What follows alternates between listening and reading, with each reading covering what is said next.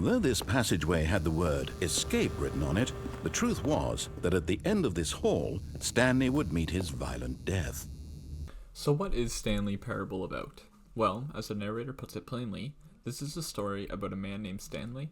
His job was to push buttons. You play as Stanley, wandering around an empty office building and choosing whether to listen to the narrator or don't. Sound confusing? Well, that's because it is. So confusing, in fact, that as I played through the game, I began to wonder, is this really a game? There are many definitions to what a game is defined as, each with their own exceptions. But is Stanley Parable the exception to them all? Let's look at it through the most basic way of looking at a game through a game studies lens. Does it meet the MDA framework?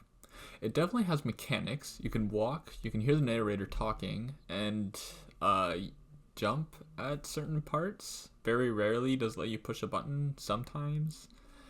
Next, the dynamics come from the ability to walk and hear the narrator, as you can go either along and do what he says, or walk another path going against what he tells you to do, allowing the two mechanics to cooperate together. Finally, aesthetics. This game definitely had an emotional response from me. Even in the first couple seconds of the video, you can see my real-time emotional response as the narrator said, "violent death." I froze. So it fits the framework of MDA, but with such little mechanics, I'm not satisfied with how it fits into the definition, as you can add walking to anything, but does that make it a game? Is walking in a circle a game? Not without any quantifiable outcomes it is. This is where my argument comes in. Stanley Parable is the exception to all game definitions up to this point. Let's look at another famous definition. Jesper Juhl defines game as having three characteristics: a quantifiable outcome, where different outcomes are assigned different values, players care about the outcomes and can exert effort to influence the outcome, and the activity is optional. While the activity is definitely an optional one, as you can influence multiple endings, the game never assigns them with any real value, good or bad, right or wrong, or even win and lose. The game never tells you, going against Juhl's first requirement for a game. But there are more loose definitions of games. Let's take what Crawford says the four features of all video games are: representation, interaction, conflict, and safety. Representation. Subjective representation of something else. The game has that. You play as Stanley, an office worker. Interaction. Players can influence the game and gain meaningful feedback. Now this is where it gets more clouded. While you can influence the game world, does it give you meaningful feedback ever?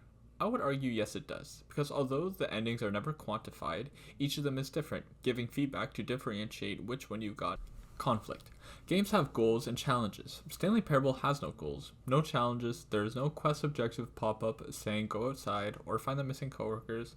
The conflict is entirely up to the player. Is the conflict with the narrator? Maybe. That's up to you. Is the goal to escape the time loop? Again, maybe. That's up to the player. I would argue the conflict that the player makes up in their head is not what Crawford meant when he said all games need conflict, so this definition is no good. So we are left with one conclusion. Stanley Parable is the exception to all these definitions, mainly because it does not quantify the results, but also because its mechanics are so simple yet lead to such complex results. It is such a unique game, it is hard to have it fit into any one definition. So I would argue that the best definition is a pragmatic one, that of Sid Meier. A game is a series of interesting choices.